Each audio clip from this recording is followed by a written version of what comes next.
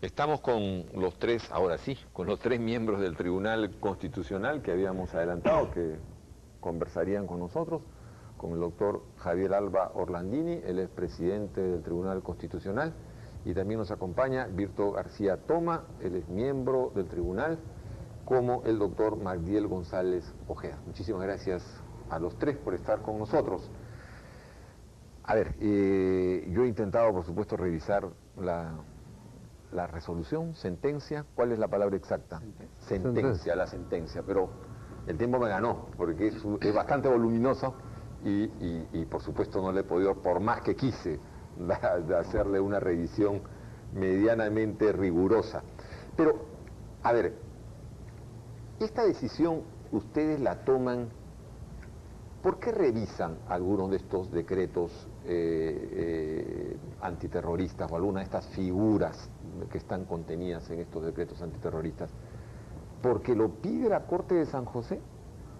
¿O porque además que lo pide la Corte o el Tribunal de San José, ustedes consideran que es necesario para la democracia tomar una decisión así? Hay una demanda presentada por más de 5.000 ciudadanos, ejerciendo un derecho que les reconoce la Constitución. Esa demanda tenía que ser admitida y tramitada, y así se hizo. Finalmente termina con sentencia. Nos ha llevado muchas semanas trabajar esta sentencia. Es voluminosa, tiene 66 páginas, pero se puede concretar en el sentido de que se han declarado violatorias de la Constitución algunas normas de 4 decretos leyes dictados a partir de mayo del año 92. ¿Cuáles son? Puntualmente, ¿cuáles son? Si me dan los números, yo le digo, hay uno, es 25475, sí, que tipifica el delito de terrorismo en sus diversas formas. Otro decreto de la ley establece el delito de traición a la patria, repitiendo la tipificación del anterior. Otro decreto establece que son sancionados los docentes cuando usan la enseñanza para hacer apología del delito. De acuerdo. Y el otro decreto de ley establece la cadena perpetua como pena para los delitos de terrorismo y de traición a la patria. ¿Y el caso de las sentencias dictadas por tribunales militares? Bueno, también están involucradas dentro de esos decretos en el 25475. O sea, esas sentencias son declaradas inconstitucionales. Las normas de esos decretos se declara también íntegramente inconstitucional el decreto que tipifica el delito de apología del delito de traición a la patria cuando se usa la enseñanza universitaria para difundir esas ideas. Eso se lo quita ya se elimina, se expulsa del ordenamiento jurídico. Respecto de la apología del delito, que está en el delito, en el decreto de ley sobre terrorismo, igualmente se lo elimina. ¿Por qué? Porque hay una norma en el Código Penal sobre apología del delito que comprende todos los otros aspectos. Ahora, dígame, las sentencias o las normas, para hablar en los términos que usted lo está planteando, o que lo ha planteado la sentencia, referidas a los tribunales sin rostro, ¿en qué quedan? Esas son normas inconstitucionales. También inconstitucionales. No solamente porque nosotros lo decimos, sino porque ya la Corte Interamericana de Derechos Humanos había señalado la pauta. De acuerdo. O sea que, y tendrían el mismo, digamos, funcionarían también con este carácter retroactivo, digamos, a partir de su dación, a partir del año 92. Lo importante de esta sentencia, que por su carácter interpretativo se retrotrae a la fecha en que se expidieron los decretos leyes. Y esta sentencia tiene una característica especial. Son sentencias que, cambiando el sentido original que les dio el legislador histórico, y en función al sentido que les da el tribunal, muchas de las normas que inicialmente fueron consideradas inconstitucionales como consecuencia de este acto interpretativo terminan siendo compatibles con la Constitución, lo que hace que el problema en relación al terrorismo disminuya, ¿no? Eso es lo que ustedes llaman, disculpen, Sentencias interpretativas. sentencia interpretativa. Pero también había otra manera de denominarlas, que eran sentencias manipulativas. Bueno, ¿Es lo mismo o no? Sí, ¿O esto de manipulativo crea suspicacia? No, en Europa Ya. utilizan ese concepto, pero para un tipo de sentencias. Las sentencias son interpretativas, son manipulativas, Ya. pero nosotros hemos dado por llamarle mejor estipulativas. Estipulativas. Así es. Ya. El asunto es el siguiente, ¿sabe qué? El problema que nosotros estamos afrontando en esta acción es muy complejo. Y si nosotros seguimos el mismo criterio que ha habido antes en los tribunales nacionales, en que o estimamos o desestimamos la sesión de inconstitucionalidad, podría crear graves problemas, no al orden jurídico, sino especialmente al aspecto social y político de este país. Porque dejar allí una laguna, y entonces podrían los que están, digamos, detenidos o presos actualmente decir, si yo ya no existe el tipo, pues yo exijo mi libertad. De allí que utilizamos ese tipo de sentencia. La interpretativa va a llevarnos a nosotros a analizar o examinar esos decretos en el sentido de decir, son constitucionales estos decretos en tanto entendamos de esta forma. Ahora, una pregunta que tenía. Los efectos, digamos, de estas normas, digamos, ¿se paralizan ahora, en este momento, o tienen que esperar una nueva norma? Así es. No, entonces, Es lo que no me, por lo menos Hay no me varios queda casos. claro. hay varios casos. A ver, ¿cómo es eso? En algunos casos las Porque la normas... interpretación que tenía yo era la primera, o sea, es que ustedes lo que decían era, los efectos, o sea, en una palabra, si una persona estaba detenida porque se le había aplicado cualquiera de estas normas, ¿no es cierto?, iba a seguir detenida hasta que no hubiera una norma sustitutoria, por decirlo de alguna manera. Veamos, por ejemplo, el caso de traición a la patria. ¿Ya?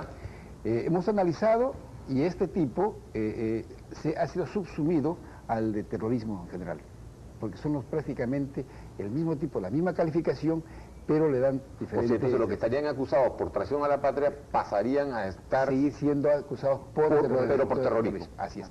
Sin embargo, nuestra sentencia está planteado de que este caso va a pasar siempre y cuando el Parlamento oportunamente dé una ley para ver el modo y forma como van a pasar y tenga que ser a pedido de parte para que pueda. De acuerdo, porque yo quería después preguntarles qué le están dejando como encargo implícito al Parlamento, pero antes de llegar a ese punto que me parecía y me parece muy importante, es que lo que seguramente le han preguntado a ustedes en la conferencia de prensa, pero hay que volver a hacerlo, es qué pasa entonces con los sentenciados, ¿no?, que aún no han cumplido pena, porque los que han cumplido pena, bueno, tienen todo el derecho de salir, que no han cumplido pena y que hayan sido sentenciados por cualquiera de estas normas que ustedes ahora declaran inconstitucional.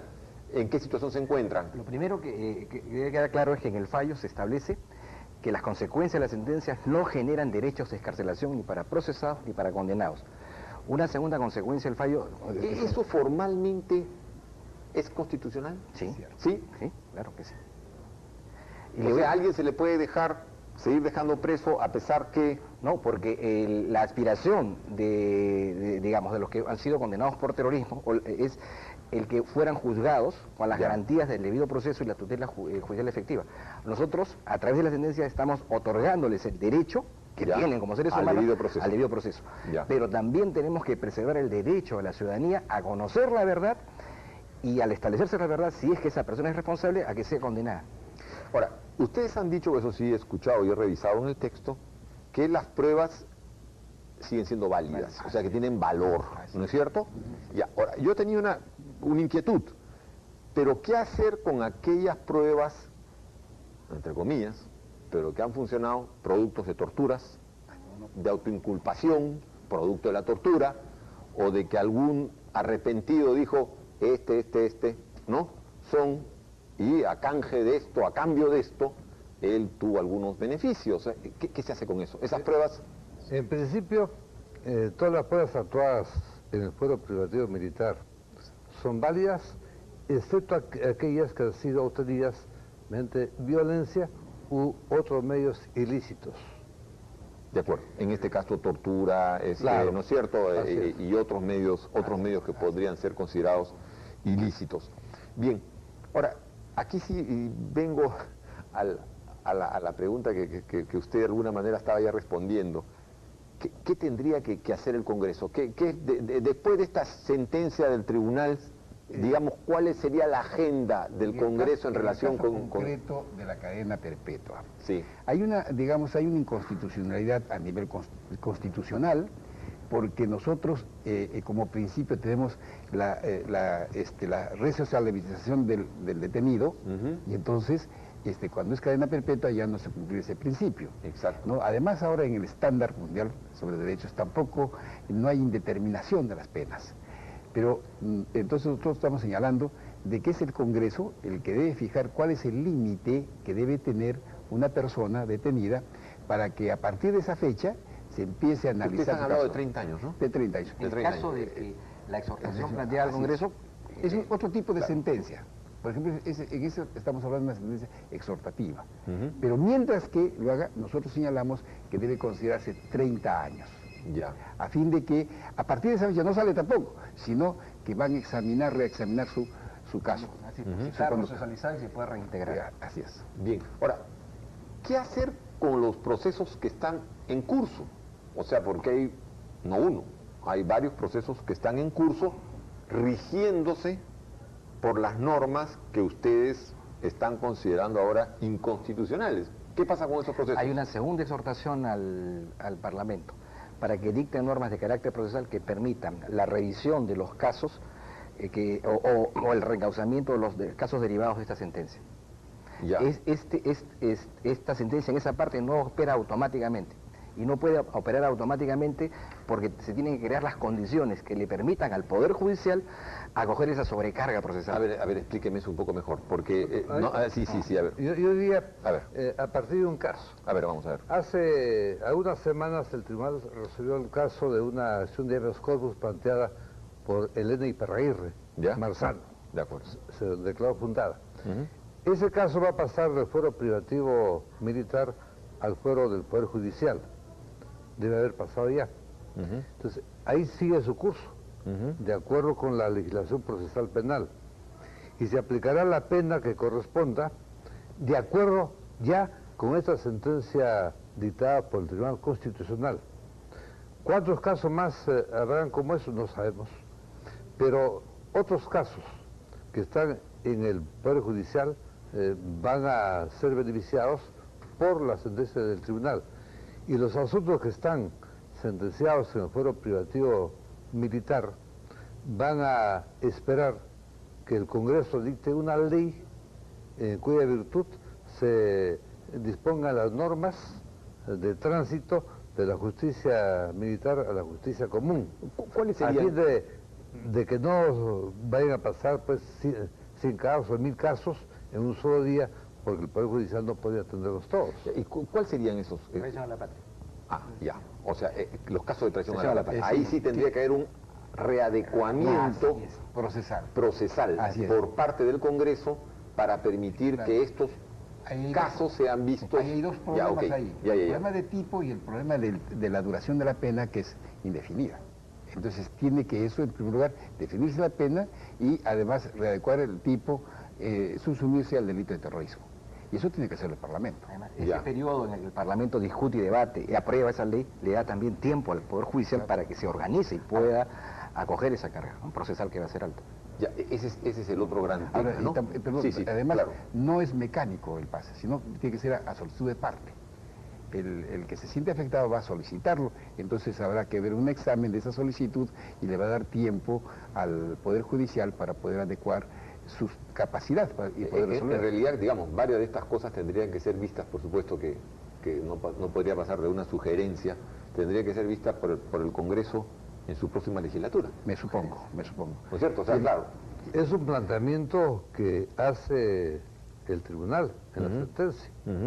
Y tengo yo entendido que el Congreso está muy interesado en esta sentencia para adecuar la legislación que tiene en proyecto en estudio a la normatividad que deriva de la sentencia y a lo dispuesto también por la Corte de San José de Costa Rica, que si no se da la legislación pertinente, puede crear aquí en el país un vacío legal.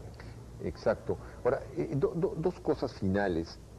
es evidente que van a haber una gran cantidad de nuevos juicios, ¿no es cierto? No sé el cálculo, el número, ¿ustedes más o menos lo han calculado? No, no tenemos. No, pero bueno, ¿qué han ustedes previsto, o esto ya es una responsabilidad estricta del Poder Judicial, cómo van a afrontar esta demanda de nuevos juicios que van a ser un número importante, ¿no? Fíjese, van a tener que crearse nuevas salas. Fíjese, una de las preocupaciones nuestra cuando hemos abordado el examen de esta acción de inconstitucionalidad ha sido nuestra responsabilidad frente a la problemática nacional. Y estábamos viendo, por un lado, adecuar estas normas que ha sido inclusive solicitada por la Corte de San José y además el planteamiento de la acción con las necesidades y también la seguridad del Estado de Derecho. La población, sabemos nosotros, la sociedad tiene que estar segura también y ver de que se castiguen los delitos que le han venido afectando en toda su vida. Y entonces debemos también nosotros, cuando hemos planteado la sentencia, hemos tratado de ubicar y de cautelar que no vaya tampoco sobrepasar las fuerzas. Ahora, va a tener que, de algunos, no sé si la palabra es un exceso decir reorganizarse, pero va a tener que adecuarse el Poder Judicial para poder responder a esta nueva demanda, ¿no es cierto? Por eso el Parlamento va a tener que dictar las normas, sean procesales o sustantivas, para que también el Poder Judicial pueda... Paralelamente al Poder Judicial. Así es.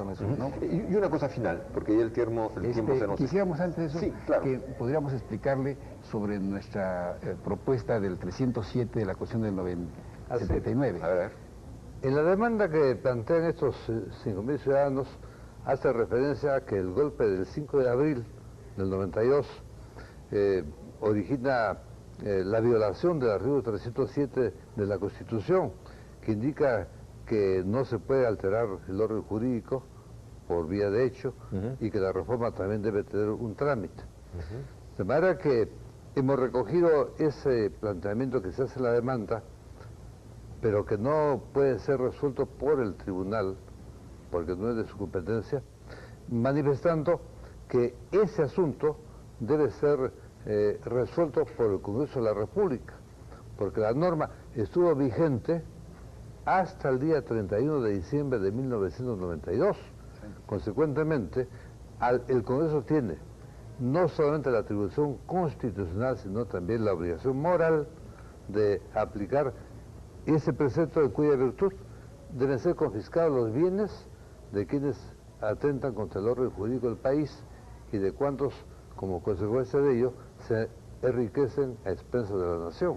Y en la sentencia, en lo que se refiere, hay una parte que se llama posición institucional, declaramos que si bien ha existido grupos violentistas, también ha existido residualmente desde el Estado, se ha hecho actos de violencia terrorista y que también deberían ser comprendidos y sancionados con el mismo rigor que los otros. Muy bien, la verdad que les agradezco mucho su presencia acá, la explicación que nos han dado. Y seguramente estos días va a discutirse y también asimilarse, ¿no? Porque no es tan fácil, ¿no? que en unas cuantas horas se vea el conjunto de los efectos que pueda tener la decisión. Pero muchísimas gracias por estar con nosotros y le agradecemos. Nosotros queremos agradecerle a usted porque pensamos que esta sentencia requiere el máxima difusión. Por varias cosas, por los temas que se trata y además por la cantidad o el número de temas que está tratándose, porque tiene 64 páginas y que requiere muy bien comprenderlas para que no vayan a un esfuerzo de lectura rápida y bueno, ahí quedamos. Le agradecemos. No, muchísimas gracias. Muchísimas gracias al doctor Javier Alba Orlandini, presidente del Tribunal Constitucional, y a los dos magistrados que nos han también acompañado, integrantes del Tribunal Constitucional, al doctor Víctor García Toma y al doctor Magdiel González Ojeda. Un corte y regresamos inmediatamente.